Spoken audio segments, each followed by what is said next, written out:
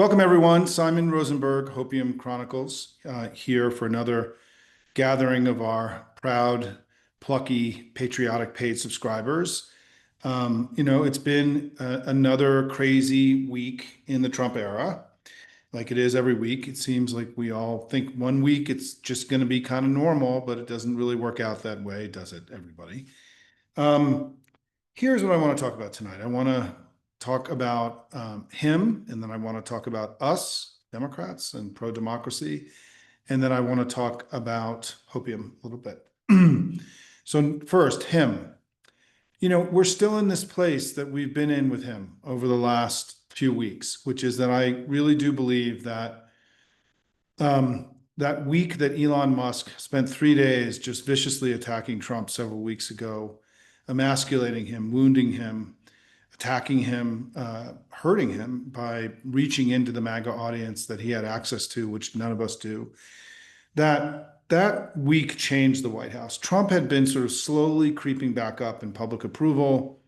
There was optimism about the big ugly bill, and even though things weren't going their way in the Middle East and in Ukraine and in Gaza and so on, I think there was this general sense that they were beginning to find their footing. And then the break with Elon happened, and it wasn't just the break, right? It was that Elon really went after Trump hard, and I think this created an injury for Trump. I think the White House felt that this stuff had wounded Trump in the MAGA verse, and that Trump needed to do something dramatic to appear strong again and to be powerful, to be the strong man that he is. That is, this myth of the Trumpian strong man is sort of the essential, it's his essential power, right? Because underneath it is this incredibly ugly extremist and, who's tried to overturn our democracy and all these other things. So they maintain this,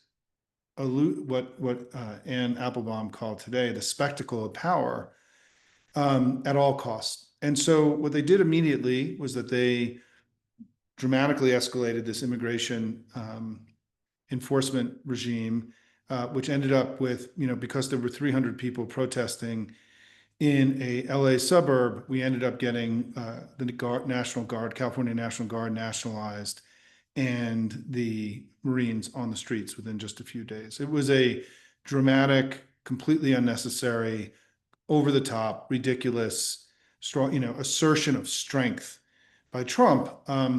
And the problem is it backfired. And the country rejected this escalation. I think there is these videos that are all over the internet of regular citizens and people who have kids and everything getting beat up and taken away in unmarked vans, that this stuff has broken through the consciousness of the American people. And I think for many people, it's like, that could end up being me someday. I mean, the sense that Trump is really overreaching in this regard, because at the end of the day, as we talk about here, the people that are being assaulted by our government are not migrants, immigrants, illegals, undocumented immigrants, right? They are people. They're just people like us. There's no difference between us and them. And so I think that this idea that this was way out of control, so that happened. There was a rejection of that strategy, that escalation, that first wag the dog. And then the second thing was the sad parade that he threw for himself on his birthday, where nobody showed up. And meanwhile, we had millions and millions and millions of us out on the streets peacefully exercising our democratic rights. And I think the contrast between the millions of us and the few thousands of them was brutal for Trump. I think this was another kind of failed attempt to make him strong. And then, so he had to do something else because his poll numbers were continuing to drop now. They were getting into the lowest level of his presidency. The economy isn't working right. The Fed is defying him. You're seeing he's getting his ass kicked in the courts all the time. They had to bring Abrego Garcia home. I mean, the circle of defiance continues to grow. And truthfully, other than breaking and destroying a lot of things, Trump doesn't really have a lot of victories to show, right? I mean, we don't, in the traditional way that we understand political wins. And the country isn't better off, right? We're not doing better. Things aren't better for everybody like he promised. And So I think that what happened next was he had this opportunity based on, he was very skeptical of what Israel was doing. He, at least publicly, there was an effort to try to get Bibi to calm down. But I think what happened is that Trump saw that it was working and that Bibi was pulling it off, and he wanted to be part of it. And he jumped in with this kind of narrow attempt to do something dramatic, the spectacle of power, as Anne Applebaum called it, right? And now we know, after a few days of this, we get more polling, and the country's rejecting this wag the dog too. And his poll numbers have come down even further, and they're now the lowest of his presidency. And what we're seeing now is that there is a clear majority in the country that has lost faith in him. Somewhere between 15 and 25% of his own voters disapprove of what he's doing right now. And I don't know, I haven't been able to read in the last few days, but I think this is the first military strike of this nature that wasn't immediately popular in modern times. And he started off down 10, 15 points negative. And that was before we learned that Trump was essentially lying about the damage that they did. I mean, this is still going to get wrestled to the ground, but there have been now confirmation in multiple news organizations that the initial assessment by the intelligence community is that this did very limited damage, and it only set back the nuclear program in Iran by a few months, maybe a year. But it wasn't certainly the obliteration, all these ridiculous words that he used the other night in those remarks. And so he again looks ridiculous. He looks impotent. He looks weak and not strong. He looks like a loser and not a winner. And as I like to say, he looks like a big blubbery baby man and anything but a strong man. And I think this is really important to understand, that he is struggling. His administration is struggling. And I know that we feel his strength. We feel the impact he's having on the country, right? There are Marines in the streets and all these things. But underneath it, there is this profound weakness and extremism, and where the country is rejecting, as I said today, they're rejecting the country's not buying what he's selling any longer. But as Anne Applebaum mentioned in our great talk today, and I encourage you to get to it, is that she talked about how when this happens with other leaders in authoritarian countries, when they start failing and the regime starts to struggle, they tend to escalate and violence is increased. I'm in a public place, by the way, here, so I apologize if there's going to be some ambient noise from time to time. I have to be able to get out of Washington every once in a while.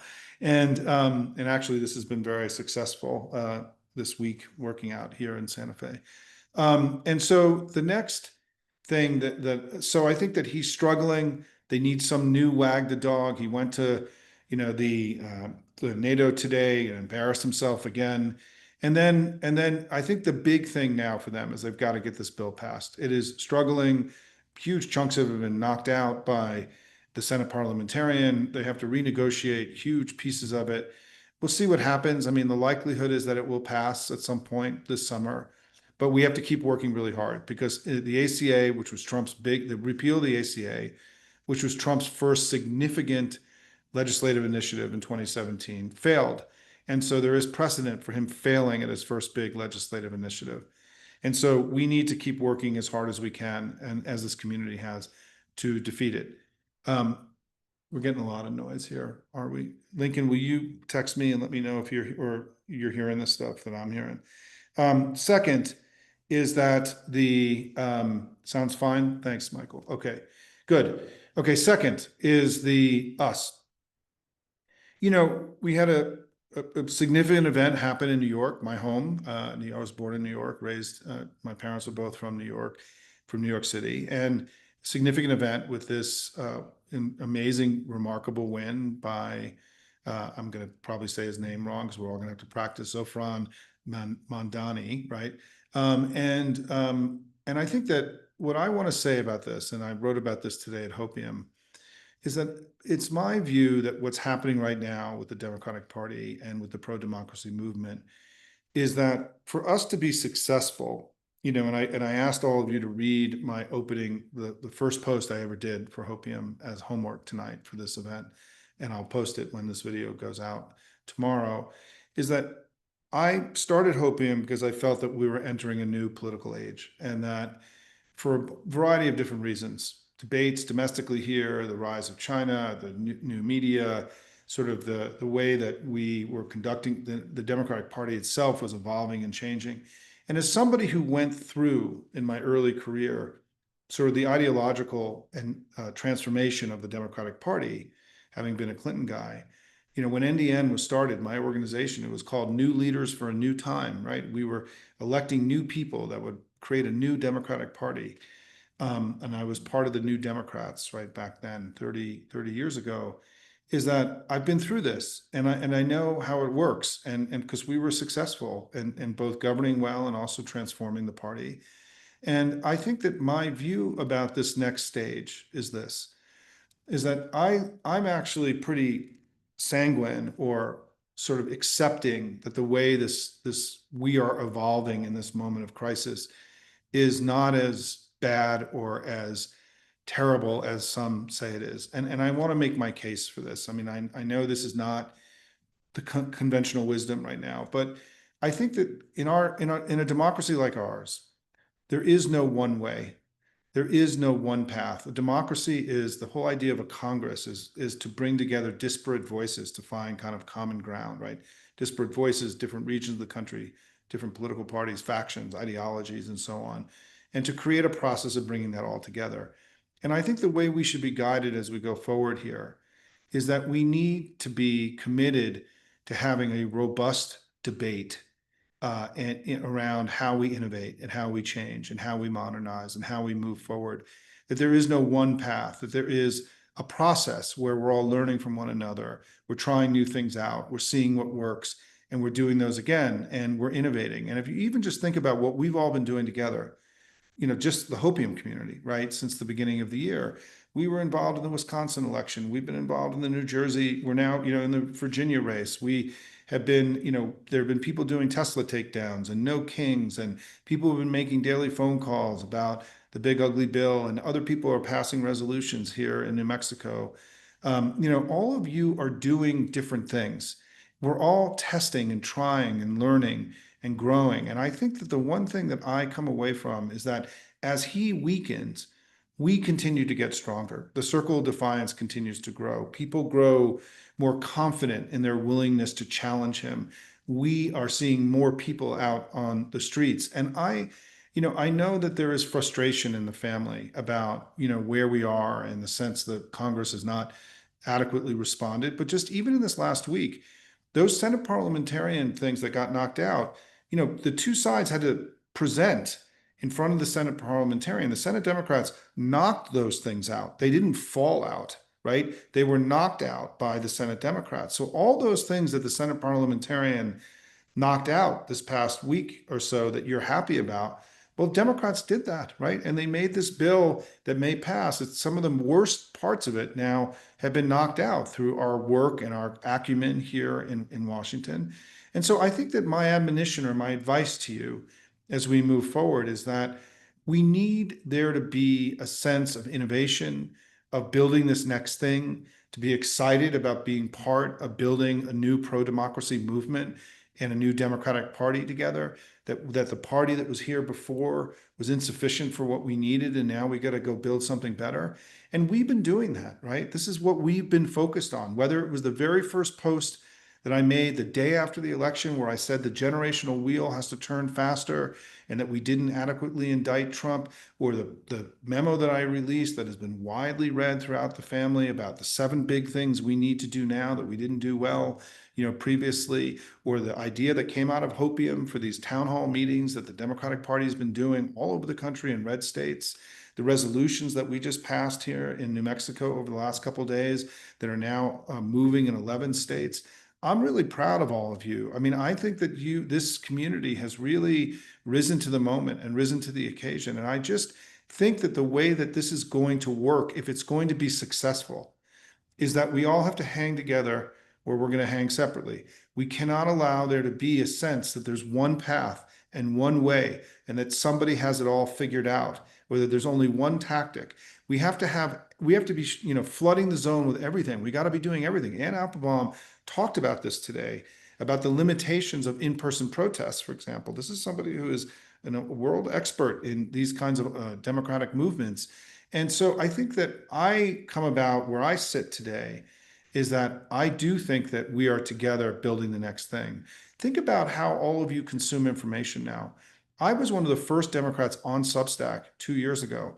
Now Substack, and I moved there in order to create new democratically owned media, right? I did an event in the early days of Hopium where I had Courier Newsroom, Midas Touch, Ben came, David Rothkopf, Deep State Radio, Joe Trippi with what is now Lincoln Square. We did a whole huge event around the emergence and the need to build pro-democracy media. Look how much pro-democracy media we have now, right? The Contrarian and Bulwark and all these things that are out there that are moving the ball down the playing field. Part of what I'm trying to get at here is that I think we have made more progress than it feels. I think that we are moving in some ways as fast as something as large as a movement like this can move. And I think we should be less tough on ourselves and be less prone to be critical of one another. Because I will say this, and all of you have probably heard me say this before, that the thing that Trump wants more than anything else is he wants us fighting with each other rather than fighting with him. And this has to be in your head at all times. I had a post on Hopium from a Hopium community member, I'm forgetting who wrote it, about sort of all the people telling her how much the Democratic Party sucks and how we're not doing enough. And I will tell you that we have to be resistant to that kind of sentiment. It's core to the Hopium understanding that we cannot give in to negative sentiment. That if you listen to Timothy Snyder or Ann Applebaum or Ruth Ben Guyot or all the people who have been coaching us through this moment, who have studied this stuff for a living, the one thing they'll tell you is that kind of corrosive, there's nothing we can do, we all suck, we're not making any progress, kind of obeying in advance, is the thing that can destroy us as much as Trump can. And so we've continued, I think, and my hope and my aspiration for this community is that we continue to be the happy warriors that are celebrating the progress that we've made every day and also working on taking the next hill and going and doing the next thing. And if I can just end by saying that what I'm really proud of here is what we've done just in the last couple of weeks around what I call the Resolutions Project. We just had two of these resolutions inspired by the resolutions that were passed by our founding fathers in the 1770s during the Revolutionary period, where local communities now in Santa Fe County and Bernalillo County debated and passed resolutions condemning condemning Donald Trump for his abandonment of the Constitution and a few other things. These kinds of resolutions just passed. Why does that matter, Simon? It seems token, right? Who cares? We need to be able to help every community in America find their voice about what's happening to them at this moment. And this worked during the Revolutionary period. They took the spirit of the Declaration and they brought it into every town and every community throughout the colonies to allow people to own the understandings that came from the Declaration, the injuries and the abuses, as they called it. And so we are now this community. Not only did we help build and create these town hall meetings that have happened now that have become common activities all across the country, but now we've seen these resolutions pass. We saw them pass here in New Mexico. We saw them pass in Stowe, Massachusetts. We now know from the Hopium community that people are working on doing similar resolutions in 11 states. Let's get it to 50 by Labor Day. That's my goal, right? And what it means is that every town, every city, every county, every jurisdiction should be having this debate about what Donald Trump is doing to them, his betrayal of the country. We have to localize it and make it proximate. Many of you talk about how do we get the national message down to the local community. This is one of the ways to do it. And I'm really proud of this community. Deborah Potter's been a leader of this. Dr. Deborah Potter's been a leader of this here in New Mexico. She had a report today. I'll be having more tomorrow.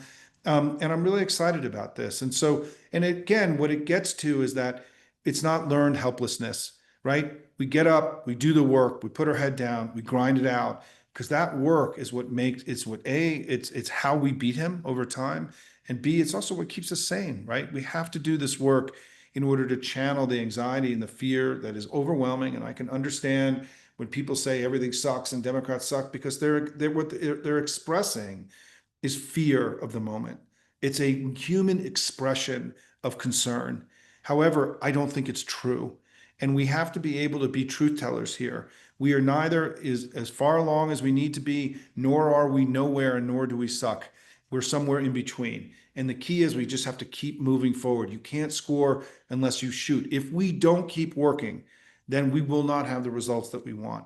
And what I'm proud of this community is that you guys have taken this ethic of doing the hard work every day, grinding it out, and brought it into your own communities. We've been leaders in that regard, and I'm really proud of you, and I'm proud of what we've been able to do together. So let me just conclude by saying again, Donald Trump is really struggling right now. Our party is continuing to, I think, innovate, and the success of who will be the next mayor of New York. We have a lot to learn from what he did.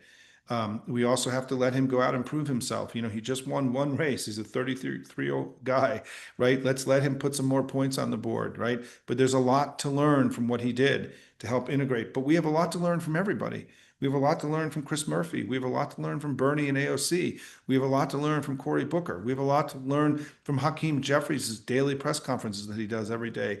We have a lot to learn from No Kings. We have a lot to learn from the new Substack innovation that's happening. We have a lot to learn from Courier Newsroom. The key is that what I try to do here at Hopium is to bring that learning to all of you so we can create a community of learning where every day we're getting smarter and better and stronger and more effective at what we do, and bring that sentiment where everyone's got a role to play. We want all voices in here contributing to build this next thing together, but we should be conscious that we are building a new thing.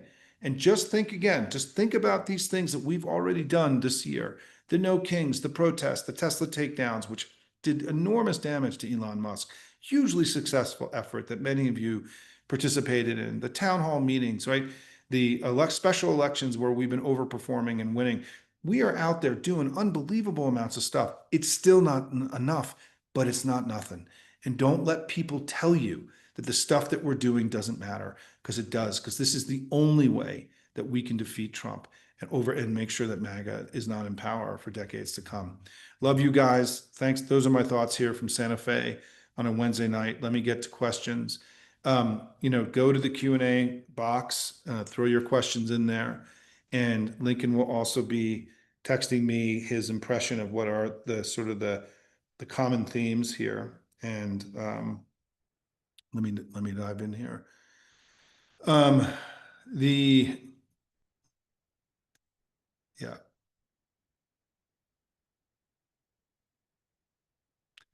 So a few things. Just let me looking at the questions here. I think that this Liz Cheney thing that's been circulating is not real, right? I mean, people can tell me that. I think that that's been proven to have been not real.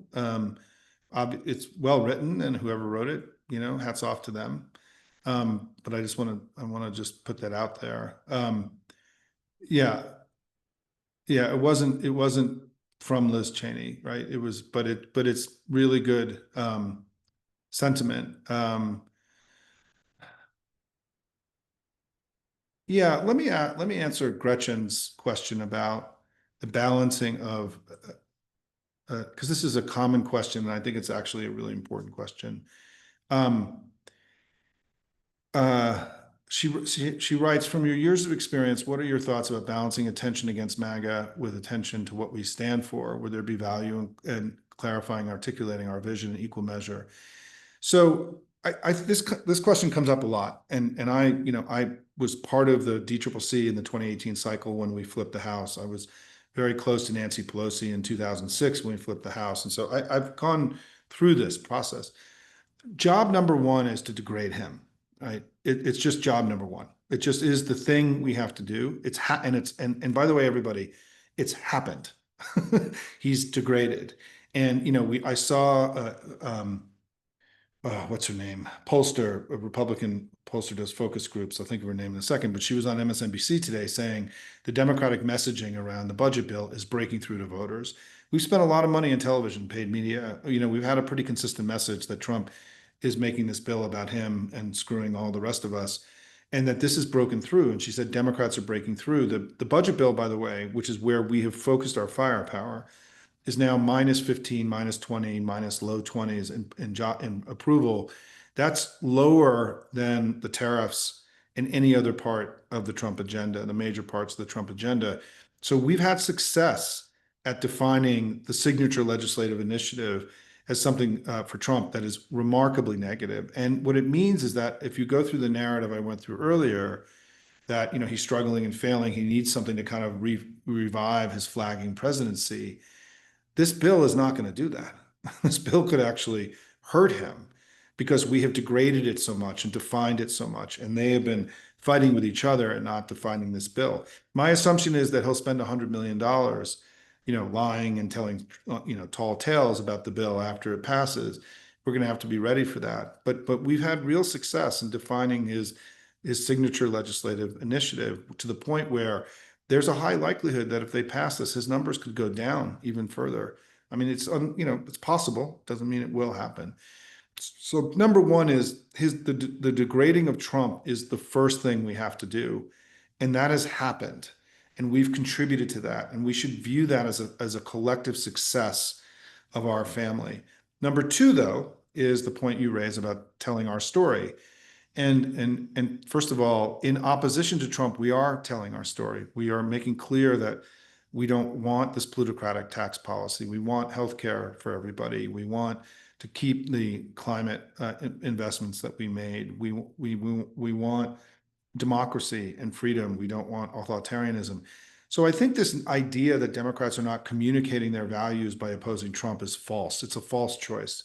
I think we actually are telling the country who we are through our opposition. And I think again, this is one of these things that's out there in the ether that is like causing us to beat ourselves up for doing something that's actually necessary and virtuous, right? But then the third piece, Gretchen, is the agenda that we'll be running on if we get power in 2026. And that agenda doesn't need to come today, right? That can come in the spring. That, when we did Pelosi 6 for '06, which was the 6 things we were committing to, I don't think that came until the fall or the late summer of 2006. And so I think we have time for that. And I think that it's not, today the new Dem group in the House, for example, released an alternative tax package where they have argued like if we were in power, this is the tax bill that we would have. I haven't read it, but it's the kind of thing that you're saying, right? Like, I mean, what will we do when we're in power? But I think that right now we're doing what's necessary, which is we're trying to mitigate the damage that he's doing, and which is our most important responsibility at this point. And if you think about what's happened with the courts and the way that people have defied him, and we've done a lot of damage mitigation as a family. There's no question. My interview with Dana Nessel from Michigan, she goes through the attorney general, all the things that the Democratic attorney generals have actually blocked over the last, through their lawsuits. They have been successful in every single lawsuit that they have filed. This is another like big, positive, happy story of this early time for us. And so don't feel, I know that there is this meme in our family that, we have to be telling everybody what we're going to do. I think that is, I don't think that's good advice, actually, is my general view. I think we are doing what we need to do now, and there will be things we need to do as we get deeper into the cycle. But certainly the next big battle is going to be potentially over Trump spending, $100 million, $200 million defending his crappy bill that's deeply unpopular. And they have no choice. They're going to need to do that, or they're guaranteeing that they're going to get their ass kicked in the election next year. So my assumption is that the general election level spending is going to start soon, which is another reason why I just want to say to everybody, I often hear comments here about, well, why aren't Democrats spending more money on television, and why doesn't the DNC have more money? How are you guys all giving money? Like, I mean, I see lots of people saying all the time, like, I'm not going to give my money to the DNC unless X, Y, and Z happen, right? I mean, if you want us to be fighting as hard as we possibly can and to be on our front foot, then you need to be helping as much as you possibly can too, right? And so it's time now for people to start donating and giving money again. I mean, I'm proud of the money that we've raised. We were one of the biggest raisers in the Wisconsin race where we had that big victory. Our investments that we made in Nebraska last year, we were the largest investor in the Nebraska Democratic Party, paid off in that big Omaha race that we won. We just sort of re-won the Supreme Court race in North Carolina. That was a race. We were the largest investors in the North Carolina Democratic Party. last cycle, and we raised $50,000 for Anderson Clayton just in the last couple months to help defray the legal costs. That was another victory this community was directly involved in.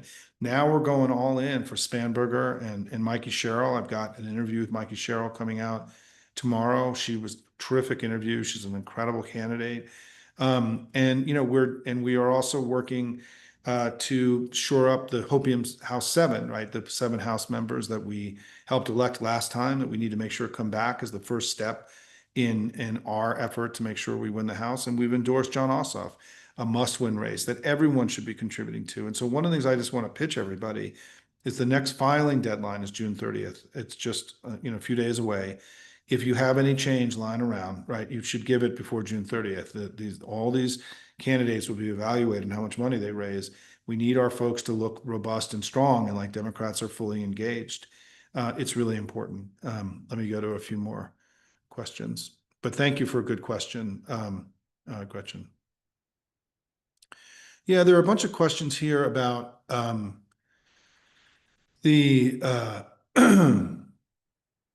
about other races and other things we may get involved in. I want to get through June 30th, and then we're open. I'm very open to suggestions from folks. We try to only give and contribute to races that are where our money is really going to make a difference. And Peg asked something, what's the role of voter registration? Peg, make my night by asking that question. Let me get to that. Listen, if you haven't watched the video with Tom Bonnier, please watch it at some point in the next couple of weeks. I'm throwing a lot of video at you, so I can understand if they're stacking up a little bit. But when we get to this issue of how to help move the ball down the playing field in a constructive way and not in a destructive way, Tom and I started. Many of you may remember that the very first post I did after that first Hopium post that I shared today was one where I called for a national voter registration drive for the Democratic Party. I mean, this was very foundational to the Hopium's work last cycle. That didn't happen. And what we now know is that one of the reasons we lost the election, based on the data that we've gotten from all the individual voter files that have come in from all across the country, is that the Republicans, spent a lot of money and time registering their own voters, and they made the 7 battleground states much more Republican than they were in 2020. That was a failure of the Democratic Party over the last 4 years and the broader pro-democracy movement. We have the data. It's clear. Tom lays it out. There is no dispute about this, by the way. There isn't an alternative view on this. We got beat badly in the voter registration game, despite many of you having worked aggressively to do voter reg in your own races, in your own communities. The DNC is going to, and the National Party has got to take this on. We got out of partisan voter registration 20 years ago. It's something in a time when we didn't have a lot of money. We kind of outsourced to C3 and C4 groups. We can't do that anymore. It's too important. And voter registration is going to become very central to what the Democratic Party does, partisan voter registration, for the next 4 years. Ken Martin has announced this. Jane Kleb came on and talked about this a few weeks ago. Tom's data is definitive. And as you notice in the things that we do now in Hopium, the do stuff we do, if you want to get involved in this, call your local party, call the state party and say, when you stand up your voter reg stuff, I want you to include me. I want to be on the list. I want to help you do this. Encourage them to do it. If you've got an indivisible group that's looking for stuff to do, go meet with the state and local party about becoming part of their voter reg effort. This is really important. And given now that young people, the greatest decline that Trump has had so far has been with 18 to 29-year-olds, some of those young people that we lost last time are going to be more open to hearing from us now. So we need to be very aggressive on the voter reg front, Peg, and thank you for asking that question. This is something of great urgency now. The data is very clear, and those groups that registered all the Republicans, they still have all their money. They're still going. When Elon announced, and I don't know what's going to happen with Elon's PAC anymore, but Elon's PAC, he said that he was going to do voter reg all the next couple of years. That was going to be the main focus of his PAC. It's possible that doesn't happen anymore. But Turning Point USA and other groups, they out-hustled us. They beat us to the punch on this stuff. And we need to learn from that and go. And I would just, say that one of the things that would happen is the party, I saw folks Sunday night here in Santa Fe, Hopium people, and it was a great event, by the way. See everybody. Going to try to do more of these around the country. That somebody told me that they had just met with the new party chair in New Mexico, and she said, "Voter reg, voter reg, voter reg." Right. So this is happening. Ken Martin, for those of you who don't know, I know that everyone's down on Ken right now, but they shouldn't be. Ken is going to be a very competent chair of the DNC, in my view. Is that Ken's big initiative is that the DNC is putting more money into state and local parties than any DNC in the history of the modern history of the Democratic Party, and in all 50 states. And red states get more money than blue states. And part of that money, part of the expectation of that money is to be, standing up voter registration drives. And so one of the things you're going to see, I mean, I've told this story before, and if you haven't watched our most recent interview with Jane Klebb, she does a very good job at explaining what the new strategy is in the states for the national party. It's very aggressive, very ambitious, much more so than the Dean 50-state strategy stuff. We learned from that, and this is now an expansion of that work, is that, that Jane told us something that I didn't know, and I was really stunned by this, but of the 50 state party chairs, only 10 were paid last cycle. So 40 of the state Democratic Party chairs, people running the biggest and largest parts of our family, right, were volunteers. I mean, how in the world can we have effective parties if we're starving the parties of resources? So part of this money is going in to professionalize the staff. They're going through and doing evaluations of the capacity of every state party and then making strong recommendations for them for how to expand, to help grow their capacity. Jane has been a very successful chair in Nebraska and knows how to run. And Ken Martin ran a state party for 14 years and did a phenomenal job. And so, they're bringing a level of professionalism and intensity into the state party apparatus that we have never had. I mean, I went down with Tom and spoke to the state chairs in Little Rock a few weeks ago. I was there. They're all fired up. I mean, they feel like they've got, support and that they can do ambitious things, and the party can, we can make the Democratic parties in the states great again, right? We can make them stronger again. Let me go to a few more questions. Great questions tonight, and just fun comments too. And yeah, Noel Thomas asks, is there any project involving documenting the heinous manner in which ICE are treating their catches? Big brutes with face covered. So, what I've written about, I think this is really important. And I've worked on immigration and border issues for 20 years. I am a subject matter expert. I hosted for 5 years a U.S.-Mexico border initiative that looked at the border and trade and migration that was funded by the Ford Foundation. And the person who funded it, by the way, was Kamala Harris's sister, Maya. I've been very much in this game in terms of polling and media and advocacy and all this. And I know these issues well, and I know the border issues well. What's happening now, I think that now that we've seen the American people reject this kind of authoritarian police state activity, it's gone, Trump's gone negative on immigration. He's gone negative on deportations. People think this is a bridge too far, as I discussed earlier. I do think the Democratic Party as a national entity needs to make these disappearances, a really big issue after whatever happens with the reconciliation bill. This is just, the American people aren't going to be for this. And it is too much. And we do need some kind of, not necessarily documentation of the pictures of the people doing this stuff, but we need to make this outrageous, over the top abandonment of our democratic traditions.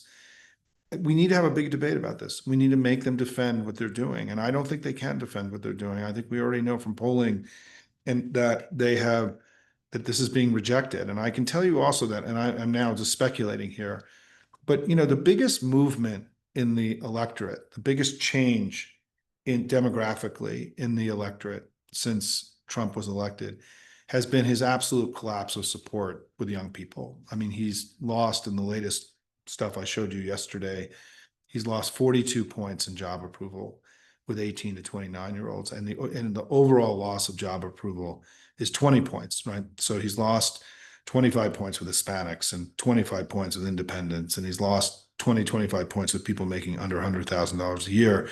But where the number spikes is with 18 to 29-year-olds. And I'm convinced, and I don't have any data to back this up, that part of the reason that young people have rejected him, in part, they were sort of the last ones in, the sort of the young people that wandered to him, believed he was going to help them make more money and we'd be more safe and respected in the world. And they're seeing something completely different and unbelievable, as I call an agenda of sabotage, plunder, and betrayal. But the other thing is that, I think these ICE videos are all over TikTok and all over social media, and young people are seeing this and it's scaring them. And I think that, there is it is an explanation for why we've seen such dramatic movement with young people. It's an explanation. It's not the only explanation, but it's one of the explanations. And I think that they're doing these ICE videos that we see, and I share them sometimes on Hopium. They're stunning in the what we all witness. And I think that people, as I said earlier, I think for, a lot of people now are wondering whether this could happen to them, and that Trump is not making them safer. He's making them less safe than any Americans have ever been. And so, oops, sorry about that. I'm going to go turn that back on. Hold on.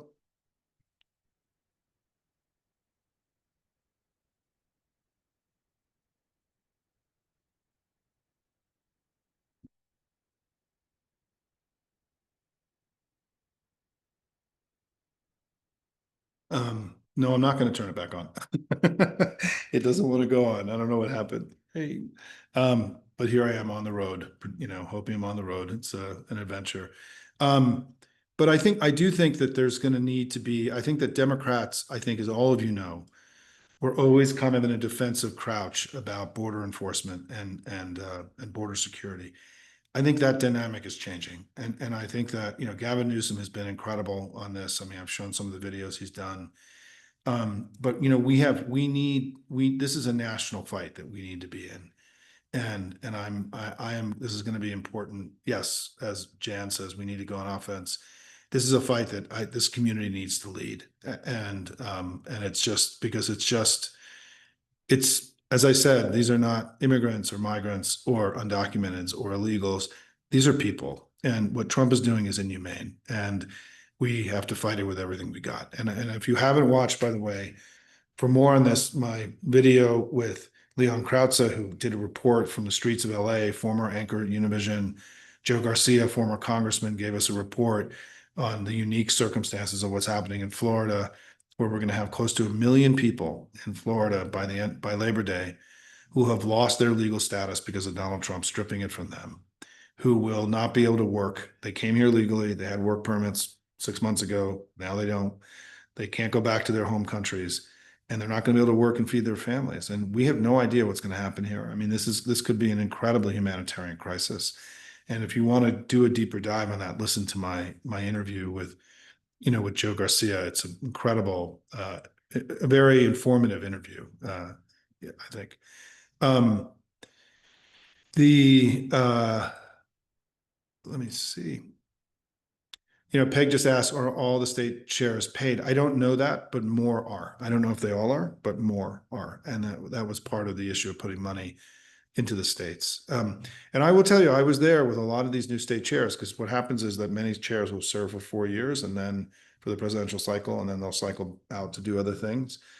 There was a great spirit at the state chairs meeting. It was really encouraging for me. Let me see other questions here.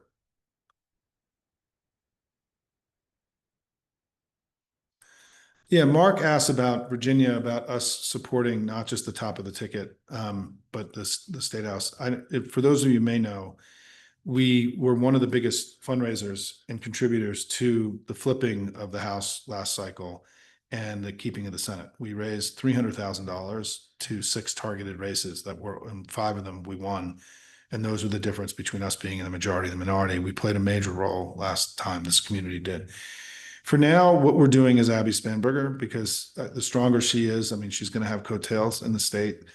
It's just simple and easy for now as people start to focus. I think as we get closer, we could do some more targeted fundraising. I'm going to start doing a regular Hopium canvas in Northern Virginia where the Hopium community can come together and hang out with me and others, and we go out and canvas together. I want to try to do that in New Jersey as well a couple times in the fall, because people have asked if I would come and do canvases, and I'd love to do that. It would be a lot of fun.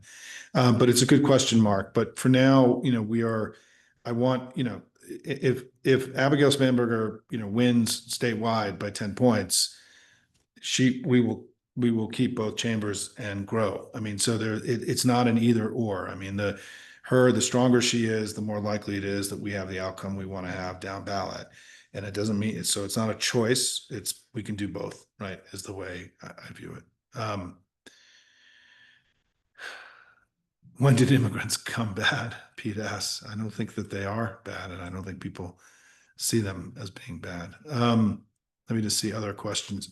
Lincoln, you got anything that you picked up from the chat tonight? And okay. Let me just look one last thing. Yeah, I mean, these have been great questions. Let me conclude tonight. Carolyn's right. The ranked choice is going to be voted, and so the victory will probably be bigger in New York for Mamdani than is currently out there. And look, I don't know what's going to happen in that race. I didn't really follow this race very closely. I in my own politics, I'm not I'm not in our sort of the ideological beauty of our family. I'm not a DSA person, in my own politics. And so I'm open-minded about learning about him. But I also think there are things in his background and controversial things that he said that he needs to help elaborate and explain as he now becomes not just a state rep, but somebody who's now going to become a national figure. And I think that, he's off to a great start. He ran a great campaign. He's a compelling figure, but he has to now he's only won a primary, and he needs to win a general election in a competitive environment where there's going to be a lot of money spent. And then he needs to prove that he can govern. New York is a tough place. It's my home. And so, we're going to know about him and his ability to contribute to our, this collective project. We've got to let him, put some more points on the board. He's off to a great start. This was an inspirational win, obviously, in New York. But we need to learn. He needs to spell out a little bit more about how all these things he wants to do are going to happen. And certainly, I know that many of you have been very inspired by his victory, and for good reason, right? I mean, this was a pretty remarkable story that happened, and Cuomo was a uniquely awful opponent in this race. And so, if I lived in New York, I don't know what I would have done. I mean, to be honest, he wouldn't have been my first choice, but there's no way I could have voted for Cuomo. And so, here we are. And this gets to the point I made at the beginning of this discussion.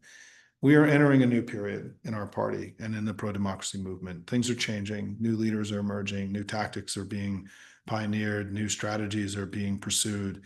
And we just need to be part of that, right? I mean, I don't have, I don't know what the right answer. I think that one of the most important things that I can give you guys from all my years of doing this is that people who think that there is a way or one way or a single way are the ones that you should not follow, right? Because no one knows. I mean, we don't know how to go do what we're doing now. No Americans have ever had to fight this fight before. I actually think, we've been fighting it in a pretty remarkable way in many ways, given that no one has any experience in having done what we're doing now.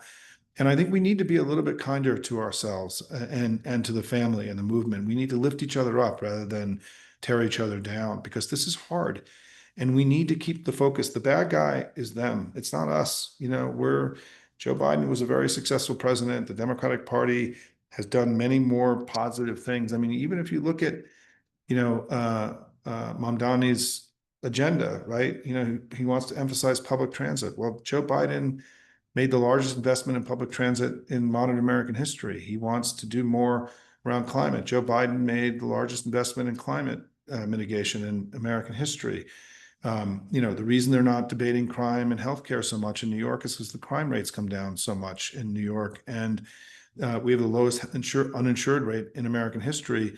because of Joe Biden and Barack Obama, because of the ACA and the Medicaid expansion. I mean, the stuff that the Republicans are trying to cut now, right? The Medicaid expansion, that's all Obama Biden stuff that these two guys did, right? And so this whole idea that somehow, there's been like virtuous Democrats and unvirtuous Democrats, and that somehow, Bill Clinton and Barack Obama weren't phenomenal presidents that made things better for the American people.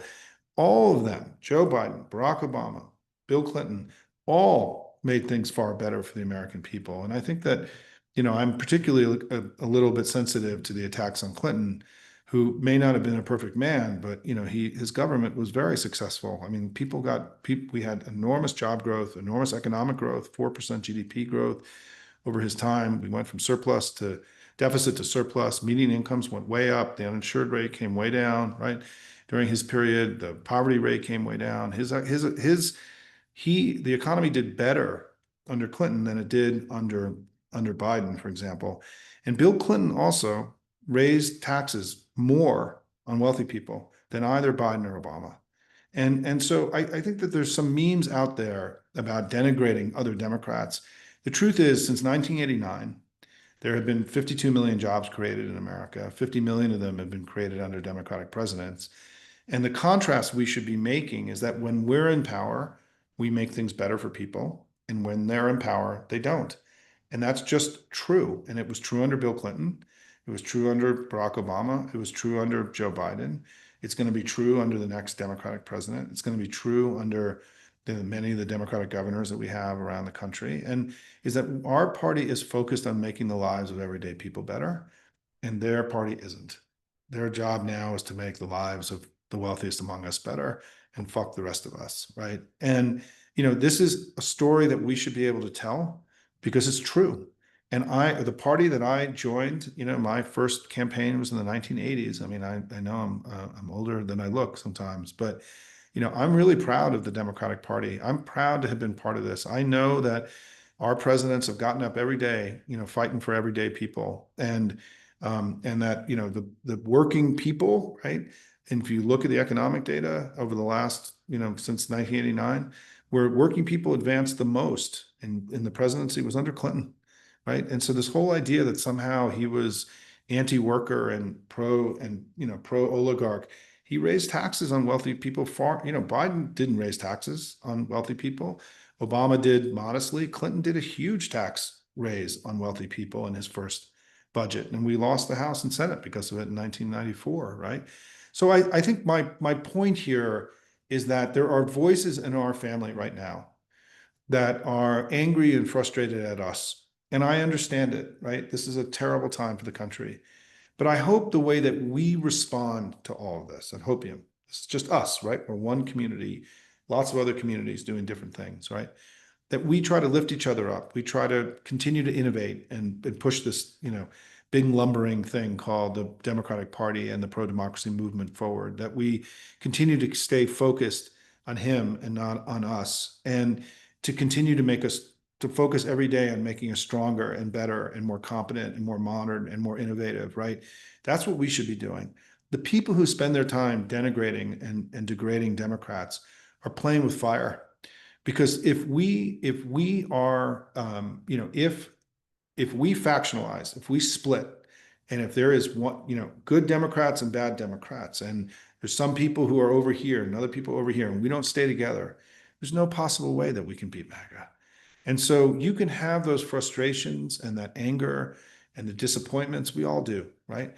But that's not what I do when I engage with you. What I engage with you is like, here's the things, everything's in the shitter. We all know it. It's terrible. But what are we going to do about it? And let's focus on doing instead of bitching and moaning. And that's what I'm really proud of in this proud, plucky, patriotic community of the Hopium, is that we're not whiners here, we're doers. And we got to keep, as much as you can, keep that sentiment in your networks, to stay optimistic, to stay eyes on the prize, keep getting up every day and fighting, right? That's the kind of sentiment you want to bring, I think, to your networks, your communities, the organizations you're part of. And yeah, there are going to be people who are going to bitch and moan, right, about what's going on. It's to be expected. It's normal. People are scared, but it's not how we win. How we win is we keep doing the work and we keep innovating. We keep building this next thing together. That's what I'm committed to doing here. As I shared with you in my very first post, that was the whole reason I founded Hopium. And I think we've, done a lot of good here together. Over $8 million raised for candidates. We've helped win races all over the country. All of you are out there busting your ass every day, doing incredible work. We're now passing these resolutions all over the country. This community continues to get up every day and do the hard work of being a proud, plucky patriot. And let's keep doing it, folks. I mean, I'm really proud to be with all of you. The next time I'll be back in DC, heading back tomorrow. Love you all. Keep fighting.